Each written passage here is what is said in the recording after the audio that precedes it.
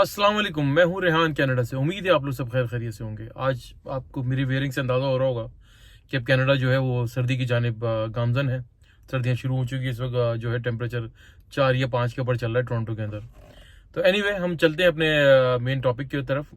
आज मैं टॉपिक यार कोई इमिग्रेशन से रिलेटेड तो नहीं था, लेकिन यहाँ जो बच्चे आए हुए हैं, स्टूडेंट आए हुए हैं, उनसे एक रिलेटेड कुछ मैंने आप लोगों से कुछ बात करनी थी जो यहाँ पर वर्क परमिट के ऊपर आए हुए हैं। एक कुछ इंसिडेंट्स होते हैं जो इंसान को बहुत आपकी ज़िंदगी में जो ना आपको बहुत सबक सिखा के जाते हैं। वो जिस वक्त आप बहुत ज़्यादा नाशुक्री कर रहे होते हैं, वो एक वाक़या होता है। मेरे ख्याल से अल्लाह ताला आपको दिखा भी रहे होते हैं कि देखो तुम अल्लाह का शुक्र अदा करो, मैंने तुम्हें कितनी नेमतों से नवाजा है। तो वो कुछ ऐसे ही मेरे साथ भी कुछ ऐसा हुआ कि मैं कल एक जगह से गुजर रहा था। मुझे सुबह काम था तो मैं निकला। तो काफ़ी जगह जो जिस जगह मुझे जिस काम से जाना था वो काफ़ी दूर थी और मॉर्निंग सब सुबह का टाइम था। आपको पता है यहाँ पे लोग सुबह निकल जाते हैं 6, 7, 8, 6 बजे। नॉर्मली लोग की रूटीन होती है, यहाँ पे उठते हैं और 7, साढ़े 7 बजे वो घर से निकल जाते हैं। तो ऐसे ही कुछ मैं भी अपने काम से निकला। अच्छा, मैं जब जा रहा था तो वहाँ पर जिस जगह से मैं गुजरा तो वो हाईवे क्रॉस करके मैं एक लोकल रोड के ऊपर आ गया। तो वहाँ पर देखा तो एक लड़की खड़ी हुई थी और बस स्टॉप पे थी। इत्तेफाक से मेरा वहीं पे स्टॉप हुआ। हो सकता है कुछ ऐसे इंसिडेंट्स है जो देखने थे। तो वो मेरी नज़र पड़ी तो उसकी ऐसा लगा कि वो रो रही है और एक बंदी थी, एक और मेरे से आगे गाड़ी थी, वो उससे बात कर रही थी। तो मैंने देखा कि यार वो क्या उसके साथ मसला है। तो मैंने एकदम देखा तो फिर मैंने उससे पूछा कि क्या मसला हुआ। तो उसने बोला कि नथिंग। मैं समझ गया कि हमारे लाइक एशियन लड़की है। तो मैंने अपनी लैंग्वेज में उससे बात करनी शुरू कर दी। तो कहने कि मैं जो ना बेसिकली मैं जॉब के लिए निकली हूँ घर से और मैं अपना जो ना रास्ता मैं भूल गई हूँ। और मुसीबत उसके साथ बेचारी के साथ ये हुई थी कि उसके जो मोबाइल का था वो इंटरनेट भी काम नहीं कर रहा था। तो उसको लोकेशन जो है ना लोकेट करने में प्रॉब्लम हो रही थी। तो मैंने उसको फिर जो है क्या नाम है इसको बोला कि भाई तुम कहाँ जा रही हो। उसने बोला कि मैं इस जगह जा रही हूँ। तो मैंने चलो मैं तकरीबन मैं आधा रास्ता मेरा है, लेकिन मैं तुम्हें थोड़ा सा आगे 4, 5 किलोमीटर आगे उस स्ट्रेट रूट थी, मैं तुम्हें ड्रॉप कर देता हूँ अगर तुम कंफर्टेबल हो। तो मैंने you don't need to worry about it, you like my sister. तो वो उसने फिर मेरे पे ट्रस्ट करा तो बेचारी वो बैठ गई। मैंने फिर उसको मैं लाइक अपने रास्ते पे निकल पड़ा। तो उसके जो वो जॉब पे जा रही थी बेसिकली। तो जॉब पे जा रही तो वो एकदम मैं ना आपको क्या हो गया, क्यों इतनी अपसेट हो, तो परेशान ना हो, आप रिलैक्स रहें, मैं आपको छोड़ दूंगा।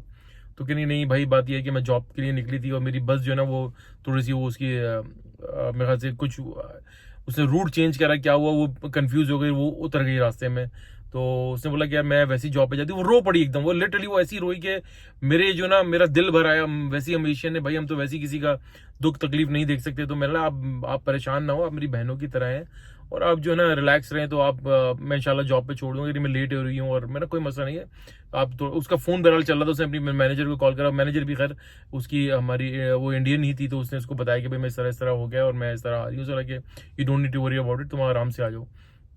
बहरहाल मैंने उसकी थोड़ा बहुत मैंने बात बात करी तो उससे पता चला कि अब वो लड़की जो जॉब में बेसिकली, जब आपको ये पॉइंट बताऊंगा ना कि मैं क्या बताना चाह रहा हूँ, वो बेसिकली जो जॉब के लिए निकली थी, वो जॉब जितनी दूर थी ना कि वो आपकी सोच यानी कि इस तरह की है कि आपको घर से जॉब जाने के लिए 2 से ढाई घंटे दरकार है, जाने के 2.5 घंटे और आने के भी 2.5 घंटे।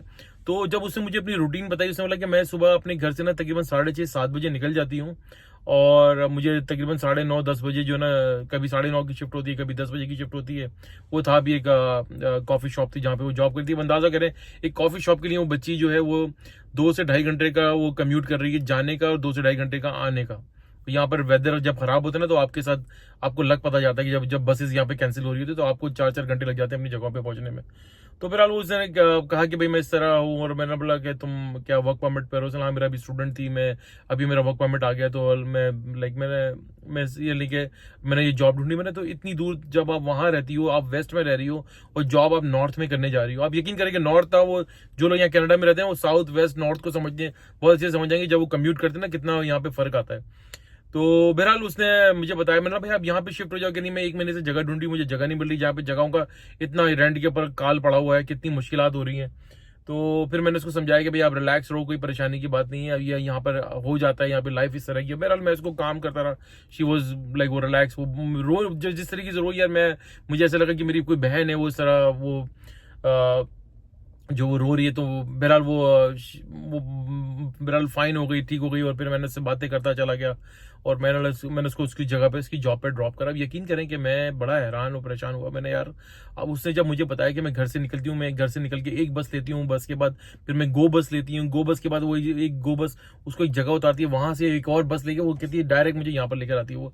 यानी कि 3 बसें इतना आसान नहीं है। और अब जो वेदर ठंडा हो रहा है तो अब यकीन करें कि बड़ी इंसान की जिंदगी मुश्किलात होती है। मैंने उससे बोला कि मुझे पहली जॉब यही ऑफर हो गई थी, मैंने ले लिया। मेरा अंदाजा नहीं था तो कि भाई कितनी दूर है। तो बहरहाल वो जगह ढूंढ रही थी बेचारी, अल्लाह करे उसे, अल्लाह पाक उसके लिए आसानियां करे। तो यकीन करें कि ये एक बड़ा सबक होता है जब समटाइम आप नाशुक्री भी कर रहे होते तो अब अल्लाह ताला आपको दिखाते हैं कि देखो लोग किस तरीके से मेहनत कर रहे हैं, 2-2 ढाई घंटे के लिए आ रहे हो। तो ये वो मैंने उस वक्त अल्लाह का शुक्र अदा करा, अल्लाह से माफी भी मांगी कि अल्लाह पाक मुझसे कोई जाने अनजाने में गलती हो, गुनाह हो गया, मुझे माफ कर दे। और मैं होता ना समटाइम इंसान डिप्रेस हो जाता है, नाशुक्री कर लेता है। तो बहरहाल उसको मैंने छोड़ा। तो कहने का मकसद ये कि भाई ये जो बच्चे बच्चियां आते हैं, ये जब जब जॉब ढूंढा करें तो आप वहां ढूंढें जहां आपका वर्क और होम जो है ना वो बहुत करीब हो।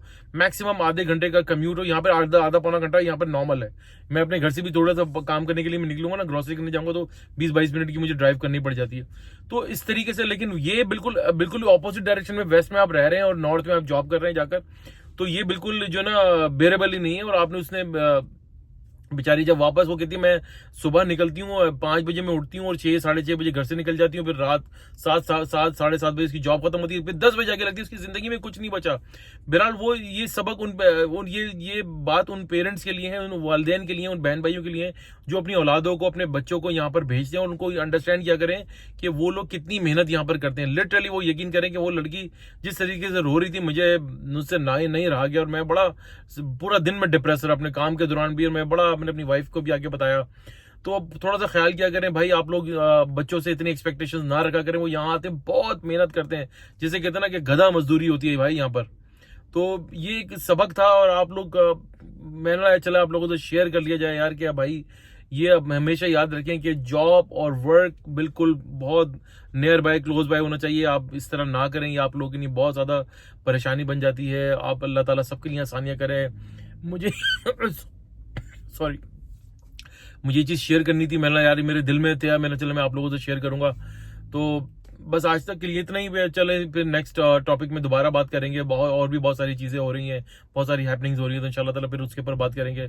अपना बहुत बहुत ख्याल रखिएगा। दुआ लीजिए, दुआओं में बड़ी बरकत है। सदका खैरात चैरिटी करते रहा कीजिए, आपको बड़ी बड़ी परेशानियों आफात से बचाती है। इंशाल्लाह ताला नेक्स्ट व्लॉग के साथ फिर हाजिर होंगे। तब तक के लिए अल्लाह हाफिज।